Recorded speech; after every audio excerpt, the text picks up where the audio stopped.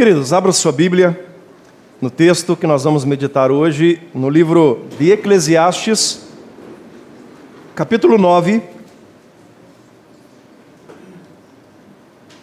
versículo 12, será o versículo base para a nossa mensagem. Eclesiastes, capítulo 9, versículo 12. A palavra do Senhor diz assim: pois o homem não sabe a sua hora. Vamos ler todos juntos? Bem forte? Pois o homem não sabe a sua hora. É interessante a gente, quando lê a história do povo de Deus, a história da humanidade, logo após a saída deles do Jardim do Éden. No Jardim do Éden, Adão e Eva eram eternos. Não apenas eternos no espírito, mas eram eternos também no corpo. A morte do corpo, ela só passou a fazer parte da natureza humana a partir do pecado. Antes do pecado não existia morte, então não tem como a gente saber se Adão e Eva viveu pouco tempo ou muito tempo no paraíso, porque afinal de contas não existia a contagem de tempos, eles viviam eternamente. Mas é interessante quando a gente começa a ler a história de alguns personagens bíblicos logo depois da saída do Éden. Há uma discussão muito grande sobre os anos daquela época, se eram contados como hoje. Acredita-se algumas linhas teológicas que se contavam os tempos diferentes, que os anos eram contados diferentes. Eu já ouvi até uma linha que diz que naquela época um ano significava um mês. E aí tem as dificuldades, tem os prós e os contras, mas fato é que o ser humano, logo depois que ele saiu do Jardim do Éden, eles ainda tinham na sua natureza, no seu DNA, a eternidade.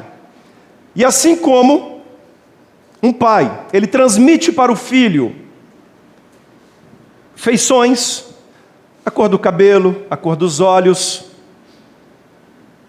às vezes o temperamento, às vezes a personalidade. Os filhos de Adão e Eva tinham também, de certa forma, na sua natureza, na sua gênese, a eternidade. Fato é, acreditando-se ou não, discutindo-se as várias possibilidades, que, exemplo, lá em Gênesis capítulo 5, versículo 27, diz que Matusalém viveu 969 anos. E quando a gente vai para a história bíblica, o calendário judaico também tinha 12 meses. E desses 12 meses, alguns deles com diferença de 1 ou 2 dias do nosso, 28, 30, 31 dias. E eu estava conversando com o Plano B ontem, falando sobre isso, e disse: olha, mas desde que Deus criou o universo, a Terra tem uma velocidade na sua rotação e na sua traslação.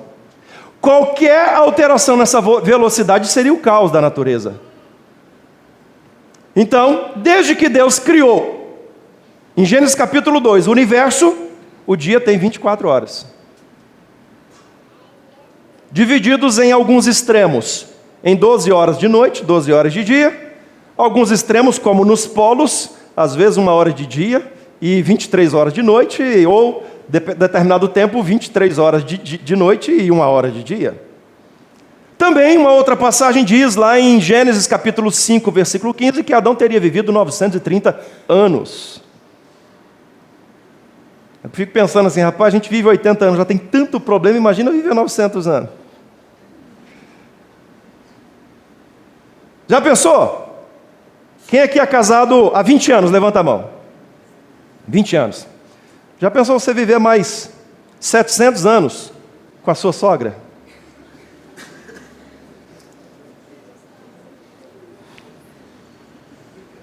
Eu com a minha sogra ia ser uma bênção. Eu ia adorar viver 700 anos com a minha sogra. Né, amor? Eu amo ela. Eu falo sempre que ela é a sogra que eu mais amo. Ela dá uma risadinha e fala assim: ah, meu filho, você só tem eu.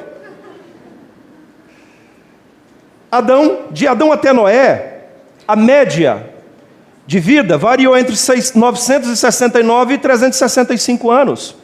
Quando nós olhamos, fazemos a média do que a Bíblia cita da vida dessas pessoas, até Abraão a média variou de 600 a 180 anos. De Abraão a Josué a média de 180 a 110 anos. Mas também, segundo as Crônicas 24:15, diz que Joiada morreu com 130 anos. Ou seja, o ser humano, com o passar dos tempos, ele foi perdendo a capacidade de viver muito tempo. Assim como uma planta, que com o passar dos tempos ela vai perdendo a sua capacidade de produção, o ser humano, com o passar dos tempos, com a ação do pecado, ele foi perdendo a capacidade de viver mais e de viver bem, de viver de forma saudável. Estávamos conversando em casa essa semana sobre o que a gente come. Porque saiu uma matéria aí que existe um percentual permitido de pelo de roedores no extrato de tomate. E o que eu mais gosto, elefante. Eu não sabia que eu comia rato. Próxima vez que eu ver, eu vou matar e vou fritar. De certa forma, eu já como no extrato de tomate, porque o Ministério da Saúde permite um certo percentual. Aí eu fiquei chocado porque não era para ter pelo de rato, mas eles interviram porque passou do que eles permitem. E aí eu fui analisar o leite. Aí você toma o leite com formol, você toma o leite com um monte de mistura ali, soda cáustica. Formol é mais usado para conservar defunto. O cheiro é horrível, não sei se você já tinha. Lá em Pato Branco a gente tinha um legista, presbítero, que ela era legista do IML. E ela adorava me chamar para ir ver ele mexer com o corpo. Principalmente depois que ele descobriu que eu tenho pavor de caixão. Pavor de caixão, tem pavor. Certa vez, ela vai ouvir certamente essa mensagem, que ela sempre acompanha pelo Facebook. Uma ovelha querida de Pato Branco, a gente vindo de férias, chamou para a gente dormir na casa dela. E ela tinha uma empresa de plano de saúde, e aí ela estava mexendo também com funerária. E aí chegamos, o almoço pronto ali, naquele dia, chegamos para almoçar. Falei, casa nova, que legal, a gente andando na casa, ela pode andar e conhecer, que eu abri a porta. Tinha uns 20 caixão lá dentro, e eu voltei e fechei a porta. Ela, o que foi? Eu falei, tem caixão ali. Ela falou, uai, tem. Eu falei, Deus o livre, vamos para o hotel, meu bem. Não, eu vou dormir? Não dormi. Não dormi. Falei, você desculpa, eu sei que é seu trabalho, eu não durmo aqui, não passo a noite aqui. E não passei. Mas, voltando a falar do formol, eu via o Uriel mexer às vezes, e ele tinha um hobby estranho. Ele gostava de colecionar ossos humanos. E sabe onde ele guardava a ossada? No porão, debaixo da sala tinha uma portinha assim, ele abria, tinha uma escada lá embaixo, tinha um monte de saco de osso. Rapaz, você é doente. Eu falei, isso não é de Deus, não, para com isso. E aí os caras vêm, pegam o formol e colocam ali no leite, você vai lá e compra o leite e bebe. Então a gente estava conversando em casa, falando, olha como que nós vamos vivendo cada vez menos, principalmente voltado para aquilo que nós comemos, ou que nós bebemos. E aí a gente fala assim, poxa vida, eu não vou comprar suco porque dá trabalho, suja a vasilha, gasta água, açúcar, você vai lá e compra um refrigerante.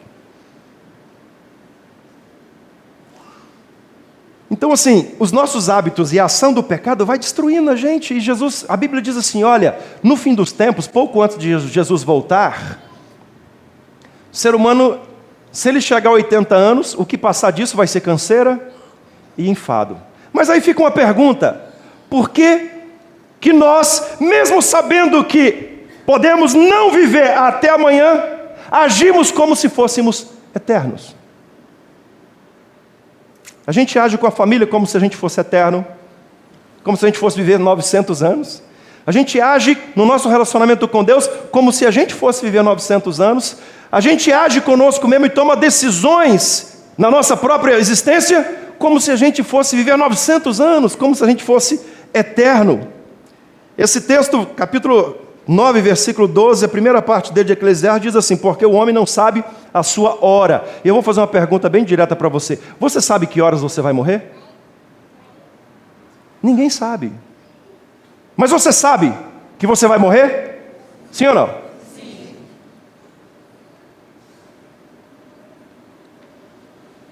O que você faria se você soubesse que hoje seria o seu último dia de vida? O que você faria se você soubesse que você vai chegar em casa daqui a pouco, preparar a sua cama, deitar e não vai acordar mais? O que você faria? Pensa um pouquinho.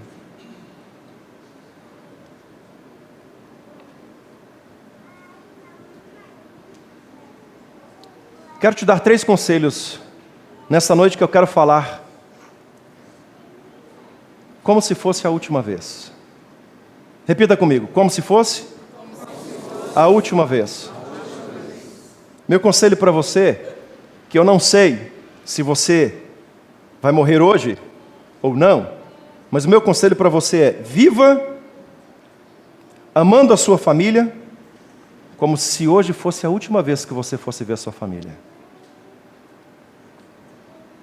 Ame a sua família como se fosse a última vez. Jó capítulo 1, versículo 13. E o versículo 19. Sucedeu um dia em que os filhos de Jó, seus filhos e suas filhas, comiam e bebiam vinho na casa do irmão primogênito. Versículo 19. E eis que se levantou um grande vento do lado do deserto e deu nos 4 cantos da casa, a qual caiu sobre eles e morreram. E o servo diz: só eu escapei e vim trazer-te as novas. Queridos, a sua família, ela não é eterna. Sabia disso? Sim ou não? Sim. Por que você age com a sua família como se ela fosse eterna?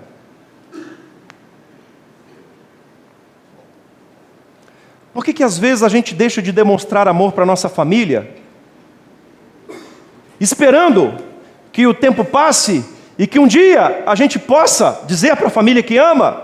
Ou quem sabe esperando fechar um negócio aqui para depois a gente chegar em casa e falar que ama? Talvez você não vai ter esse tempo.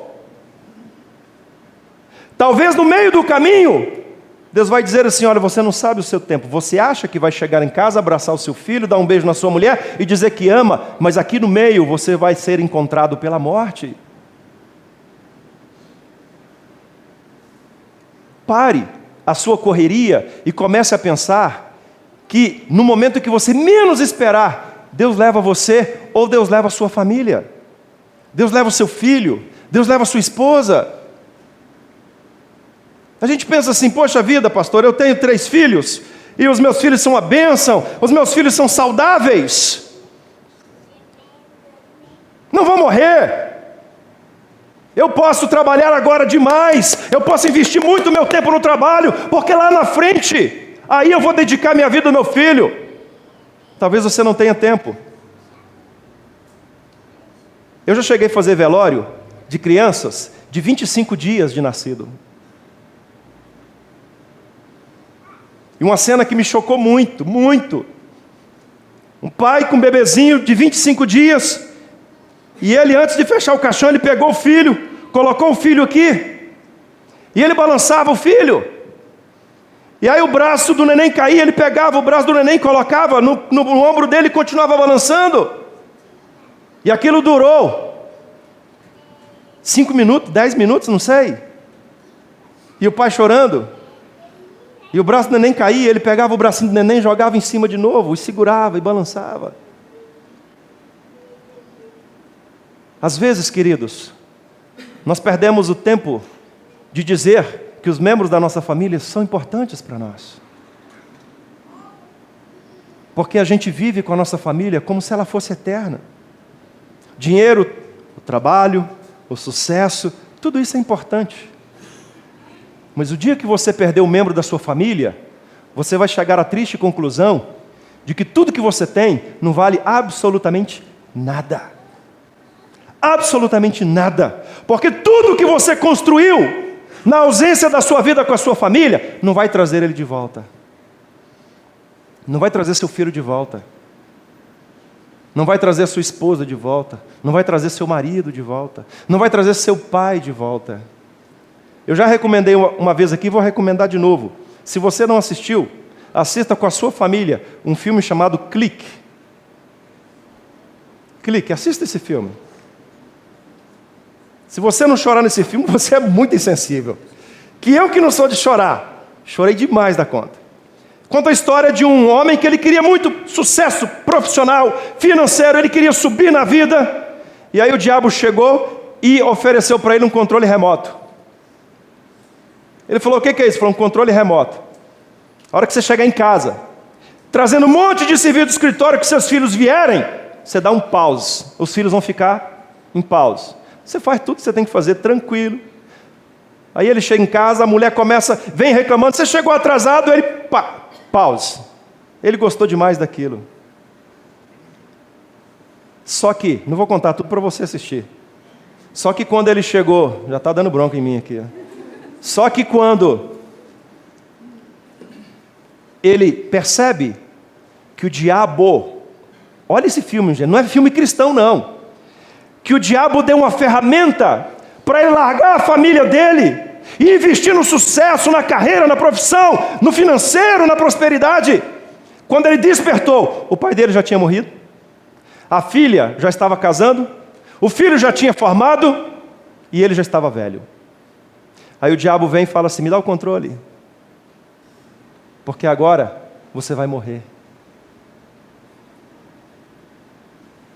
Assista o filme com a sua família, não assista sozinho não.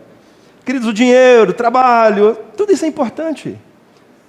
Mas não vale a pena você sacrificar a sua família. Aprenda isso, queridos. Nós somos uma geração que o diabo tem dado um controle remoto para a gente anular a nossa vida familiar em função do dinheiro, do sucesso do trabalho. O diabo tem destruído a vida das pessoas. Você sem sua família é um nada. Pensa em você sem seus filhos. Pensa, Leandro, sua filha estava com problema na saúde lá, e você viajando, pensa, se a sua filha não tivesse voltado, o que seria da sua vida? Só de imaginar dá uma dor, é uma coisa terrível.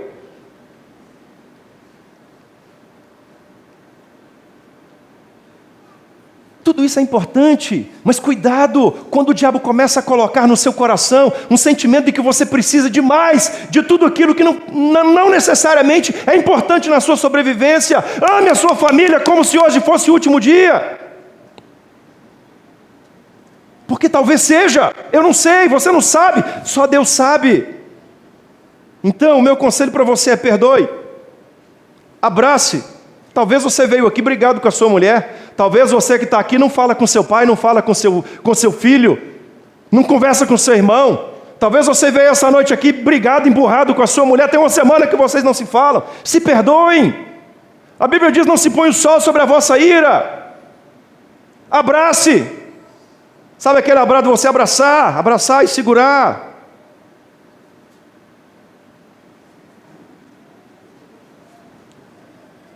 Aproveite, olhe, contemple. Marido, cadê os maridos? Levanta a mão, os maridos. Contemple a sua esposa. Olha para ela. Olha de cima e embaixo. A hora que ela falar assim, o que foi, bem? Você fala assim, não, estou te apreciando. Esposa, contemple o seu marido. A hora que ele for tomar banho, a hora que ele for para a cama, a hora que ele estiver na cama roncando, você olha e fala assim, que bênção. Meu marido. Queridos, aproveite os seus filhos. Quem aqui tem filho pequeno? Levanta a mão. Seu filho vai crescer sem que você perceba. Acredite nisso. Eu tenho um filho que está indo embora, com a graça de Deus. Agora, ano que vem. Já começa a dar uma coisa ruim só de imaginar.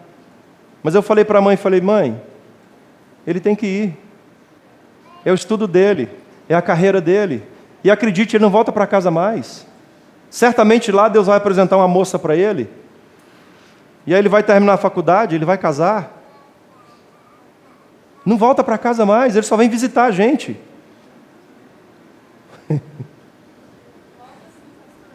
O quarto dele vai ficar ali, a cama dele vai ficar ali. Amém. Mas no caso da profissão que o meu escolheu, o chapadão é ruim para ele. Ele quer fazer mecatrônica. O que vai fazer chapadão com mecatrônica? Eu estou louco que ele faça agronomia aqui, mas ele não quer.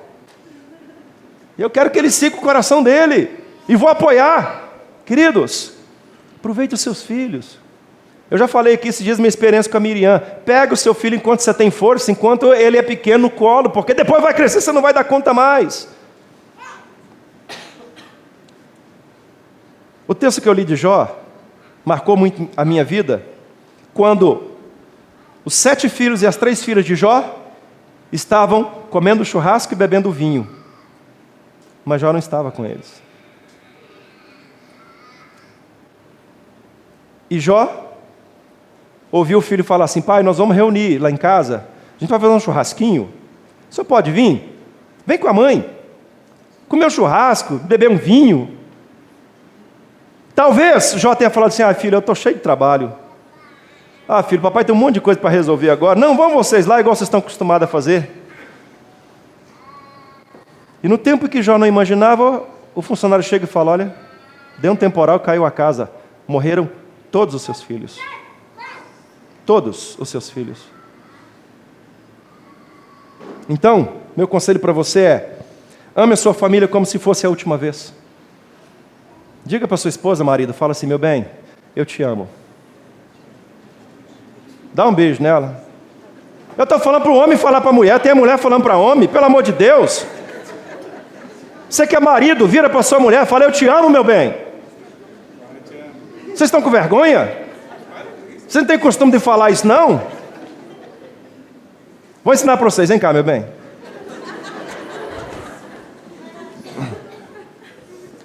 Ensinar para vocês como é que faz. Eu te amo, meu bem. Essa é a coisa mais linda que Deus me deu. Preciosa demais. A mulher mais linda do mundo. Vocês viram? Você está vermelho? Não tá, não. Aí dá um beijo nela, é assim, ó. Olha que tem fácil de fazer. Agora fala para a mulher, homem. A sua mulher fala: eu te amo, meu bem. E agora ficou melhor. Queria até que saísse na filmagem esse negócio. Talvez seja a última vez que você faça isso com a sua esposa. Talvez seja a última vez que você faça isso com seu marido. Talvez seja a última vez que você faça isso com seus filhos. Então ame a sua família como se fosse a última vez. Segundo lugar, busque a Deus como se fosse a última vez. Como se fosse a última vez. Olha o que diz lá em Lucas, capítulo 23, do versículo 39 ao 43. Lucas 23, do 39 ao 43. Um dos malfeitores crucificados blasfemava contra ele, dizendo: não és tu o Cristo? Salva-te a ti mesmo e a nós também. Respondendo, porém, o outro repreendeu-o, dizendo: nem ao menos temes a Deus, estando sob igual sentença? Nós, na verdade, com justiça, porque recebemos o castigo que os nossos atos merecem, mas este nenhum mal fez. E acrescentou: Jesus, lembra-te de mim quando vieres no teu reino. E Jesus lhe respondeu: em verdade te digo que hoje estarás comigo no paraíso. Queridos, essa passagem mostra a realidade de 2 homens. Um que só estava preocupado em sair da cruz, em ficar livre da pena e viver a sua vida. Um outro que entendeu que aquele poderia ser o último momento dele, como foi ao lado de Jesus, ao lado do Salvador. Quantas vezes você não tem tido tempo para Deus? Ah, Deus, hoje eu vou na igreja não, que eu tenho trabalho para fazer. Não, Deus, hoje eu vou na igreja não, que eu estou cansado. Não, Deus, hoje eu não posso orar agora não, porque eu cheguei no escritório, estou atolado de coisas. Eu estou falando isso porque eu vivo isso. A minha devocional é aqui no meu escritório quando eu chego de manhã. Querido, segunda e terça-feira, pensa no atropelo que é. Chegar de manhã, eu tenho mensagem para editar, eu tenho 1 milhão de coisas para fazer, e às vezes tem aconselhamento, e aí tem visita, e tem mensagem para a rádio. Não é fácil. Se não tiver determinação, eu não leio a minha mensagem, a passagem bíblica, e eu não oro, não coloco a minha vida da minha família, a vida de vocês, a vida dessa igreja, dessa cidade, na presença de Deus. Agora, quantas vezes a gente tem falado não para Deus? É engraçado como o mundo nos fascina muito mais do que a eternidade. O mundo que nós vivemos nos impressiona muito mais do que a eternidade. O diabo tem colocado em nós uma miopia espiritual que tem nos impedido de enxergar o plano, o propósito eterno de Deus para nós.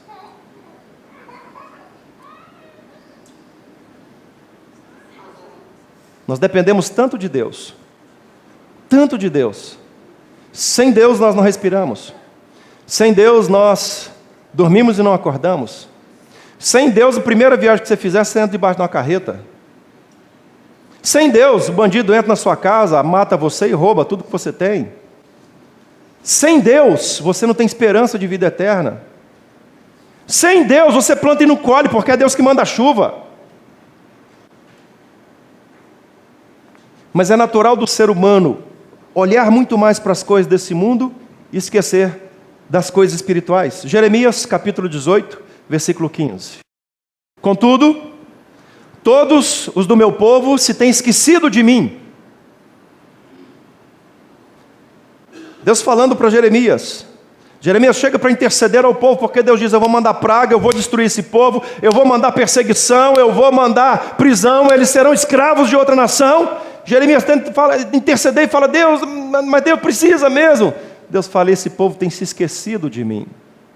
Talvez você que está me ouvindo aqui, tem se esquecido de Deus. Tem adorado o Deus desse mundo.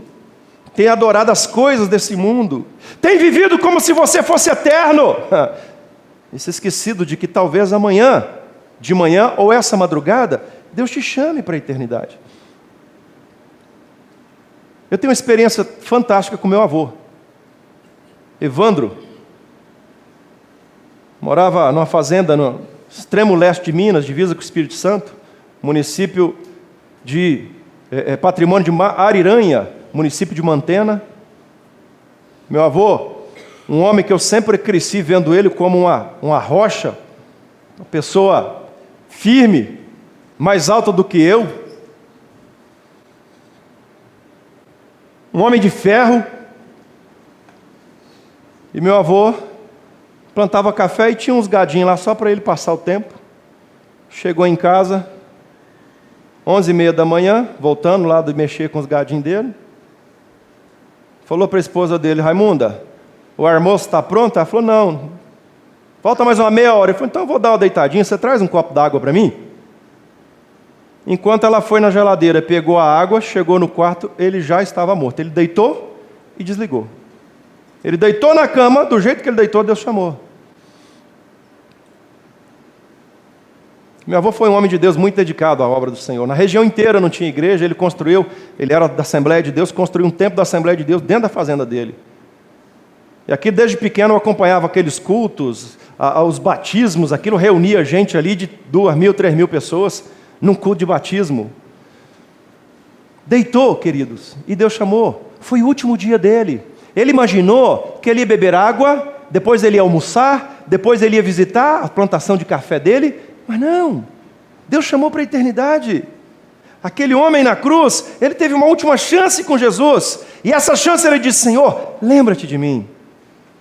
Não deixe o diabo convencer você a investir tempo, o tempo de Deus. Não estou falando que você não tem que investir tempo não, mas não deixe o diabo te convencer a investir o tempo que você tem para Deus nas coisas desse mundo, querido.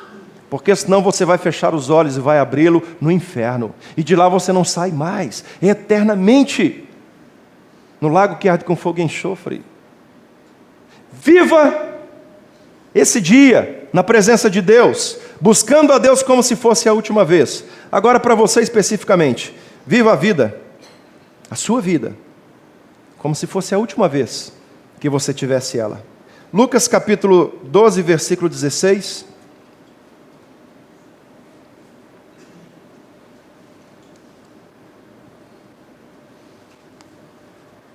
E lhes proferiu ainda uma parábola dizendo: o campo de um homem produziu com abundância.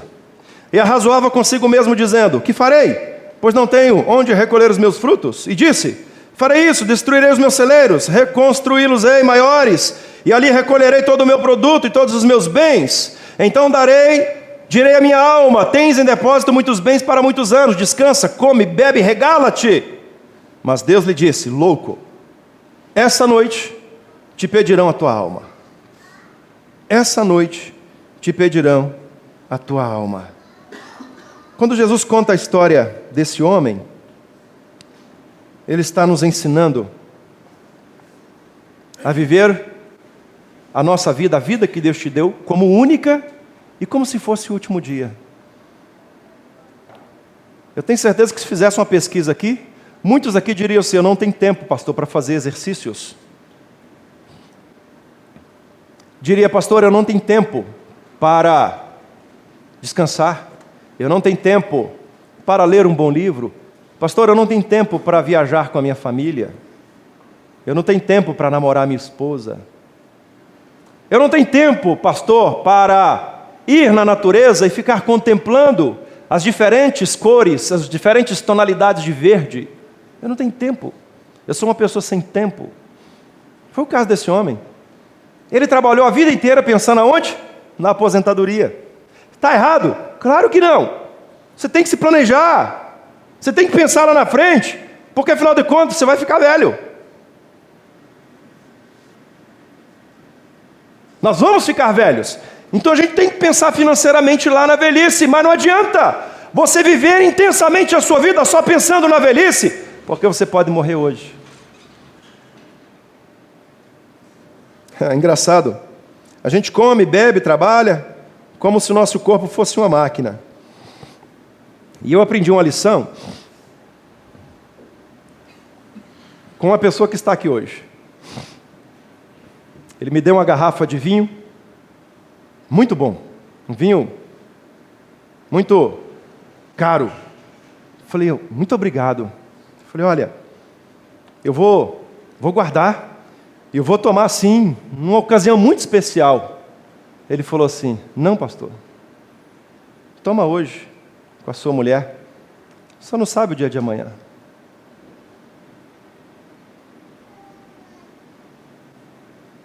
Sabe aquele perfume que você está usando pouquinho, porque ele é muito cheiroso? Usa pouquinho não, porque se você morrer você não vai levar ele. Também não estou falando assim: sua esposa fez um pudim, você vai comer tudo, não sei se amanhã eu vou, tá aí? Também não é assim.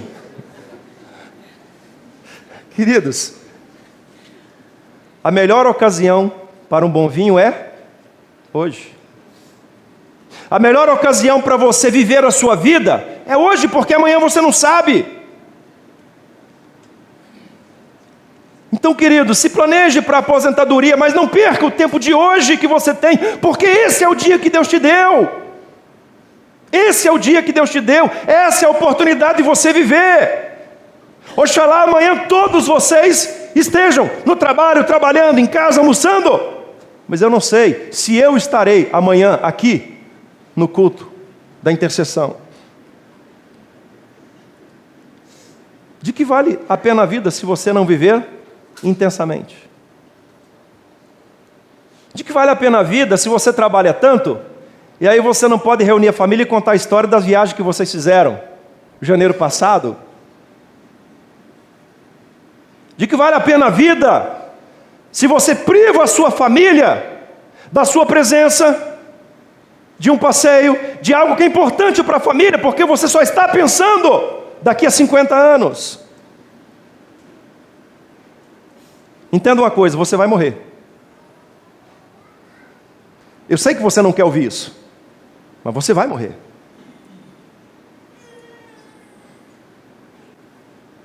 Só não sabe quando. E se você morrer essa noite, o que vai ficar inacabado na sua vida?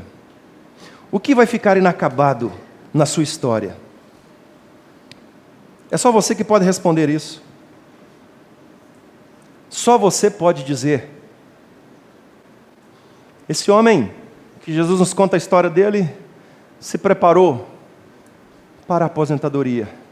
Deus falou: você não vai aproveitar um grão de tudo que você guardou, porque você vai morrer hoje.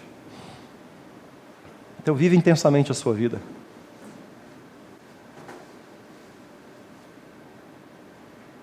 Viva cada dia como se fosse o último. Chegue em casa hoje, peça perdão. Se tem um conflito na sua casa, peça perdão. Chegue em casa hoje, reúna a sua família essa semana, viva intensamente a vida de vocês. Busque a Deus a cada dia. Uma frase que eu carrego comigo há muitos anos: viva o dia de hoje como se Cristo voltasse amanhã.